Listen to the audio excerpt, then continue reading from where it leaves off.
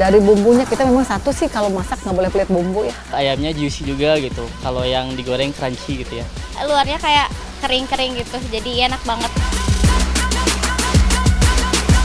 Kalau saya percaya, bisnis bisa di copy paste, usaha di copy paste, cara di copy paste, tapi rezeki tidak bisa di copy paste.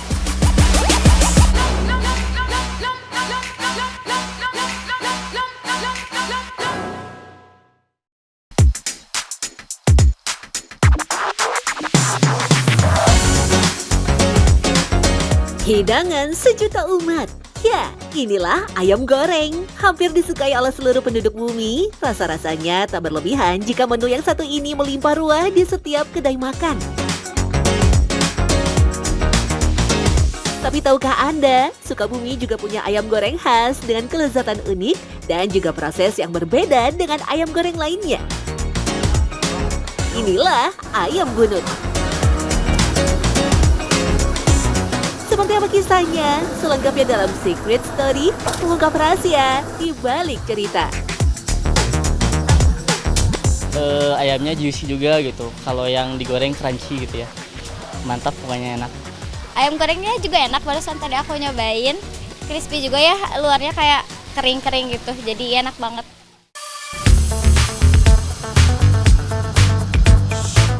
Terletak di Jalan Rumah Sakit Cikole, Sukabumi, kedai ayam bunut menjadi salah satu ikon kuliner yang sering menjadi destinasi wisatawan lokal ataupun luar kota.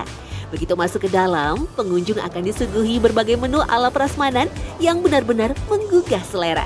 Yang paling populer tentulah ayam goreng bunut. Menurut Evi, sang pengelola, akhir pekan benar-benar menjadi hari padat melayani pengunjung dari pagi sampai malam. Ayam kurang lebih ada berapa kintal ya? 1-2 kintal satu hari. Ya, satu hari. Kalau weekend mungkin bisa lebih. Lantas, apa yang sebenarnya menjadi keistimewaan dari ayam bunut? Meski awalnya bukan menjadi menu utama, ayam nyaris mendominasi seluruh pesanan di kedai ayam bunut. Evi menyebut ayam bunut hanya memakai bahan dari pejantan ataupun ayam kampung yang dikenal memiliki rasa daging lebih gurih. Tetapi Evi hanya menggunakan ayam dengan berat tertentu agar memastikan bumbu yang telah dibakar bisa meresap sempurna ke dalam daging. Cuman gramasinya sekitar 7-8 ons per ekor. Jadi satu ekor tidak boleh lebih dari 8 ons. Nggak sampai tahun, itu paling hitungan berapa hari, itu ayam berapa minggu lah. Kalau ayam dari telur netes, nah untuk sampai gramasi sekian itu paling berapa minggu doang. Dan itu udah pasti kalau sama ayam ini gramasinya lebih dari 8, pasti umurnya juga lebih. Ya, itu kunci juga. Meski restoran didesain untuk menggoda pengunjung dalam mengambil lauk sepuasnya, Evi menyebut bumbu juga tak bisa dilupakan begitu saja. Pasalnya, bagaimanapun pengunjung dibebaskan memilih lauk jika rasanya hambar pun percuma. Ya, dari bumbunya kita memang satu sih kalau masak nggak boleh pelit bumbu ya. Nggak boleh pelit bumbu, termasuk serundeng sendiri kita memang produksi sendiri. Untuk serundeng itu benar-benar yang kita takarannya, rempahnya terutama di lengkuas itu nggak boleh kurang sehingga dia wangi sekali kan gitu. Ya, rasa renyah dari lengkuas tak bisa dipungkiri menjadi salah satu faktor keunikan dari ayam bunut. Lengkuas dapat membantu menjaga warna masakan agar tetap cerah dan menarik serta menambah aroma wangi dari masakan. Ketika digoreng dan berubah menjadi serundeng, rasa yang sedikit pedas dengan kerenyahan membuat cita rasa ayam goreng bunut benar-benar kompleks. Muhammad Prayudi, salah seorang pemerhati masakan Sukabumi menyebut, salah satu ciri khas ayam goreng ala Sukabumi memang menggunakan lengkuas dengan jumlah yang banyak. Ngungkep, ya lengkuas itu dipergunakan ketika melakukan pengungkepan si ayam tersebut, dan ada beberapa bahan tambahan ya seperti bawang merah, bawang putih, kemiri, ketumbar, dan menambah bumbu lainnya seperti salam, serai, dan ada juga yang dikombinasikan dengan rempah-rempah seperti adanya kayak kapulaga, cengkeh, bahkan daun jeruk. Ya, untuk variasi inovasi ayam goreng Sukabumi identik dengan lengkuas yang diparut ya. Dan lengkuasnya juga itu menggunakan lengkuas yang tua ya, karena dari lengkuas tersebut bisa memberikan rasa keempukan si ayam tersebut. Biasanya daging ayam kampung yang telah tua memang cenderung alot dan membutuhkan waktu sedikit lebih lama dari ayam pedaging.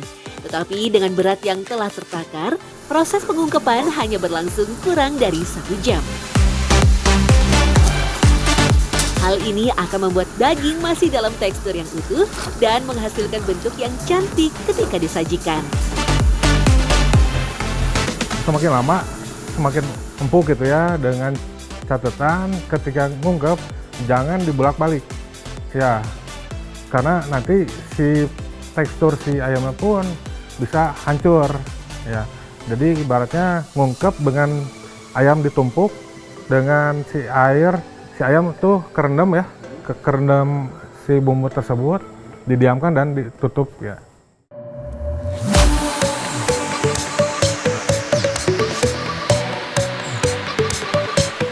Uniknya, sebelum disajikan dalam menu prasmanan, ayam terlebih dahulu digantung selama kurang lebih 3 jam. Teknik ini ternyata bukan sekedar tampilan marketing belaka. Lebih jauh, posisi digantung akan membuat cairan di dalam daging akan turun. Sehingga ketika digoreng, ayam akan mudah mencapai tingkat kematangan yang pas dan tidak akan terasa alot.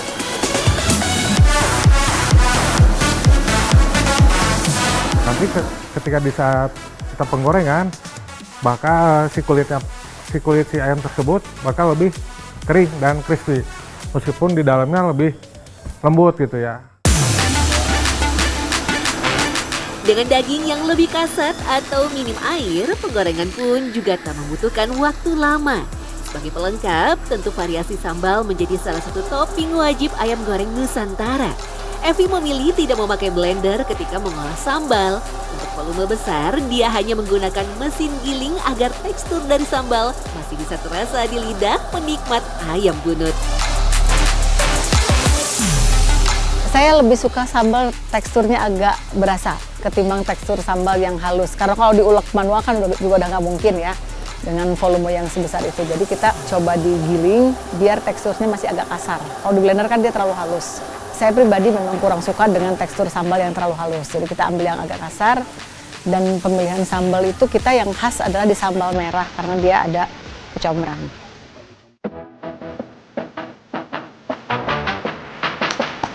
Perjalanan mengelola rumah makan memang tidak melulu tentang kesuksesan. Evi merasakan betul efek ketika dunia dilanda pandemi. Saat itu, Evi memutuskan untuk tetap mengelola resto meski dalam kondisi minus setiap harinya. Kini, Evi bisa dibilang memetik buah dari kesabarannya. Harga yang murah sekaligus kelezatan yang unik membuat warungnya setiap hari dibanjiri pengunjung.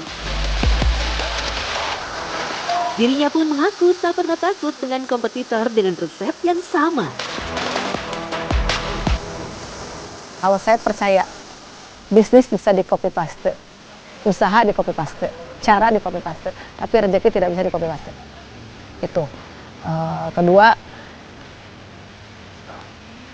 buat saya itu tetap kualitas harus dijaga, baik itu kualitas makanan atau pelayanan, karena tidak, yang sulit itu menjaga konsistensi.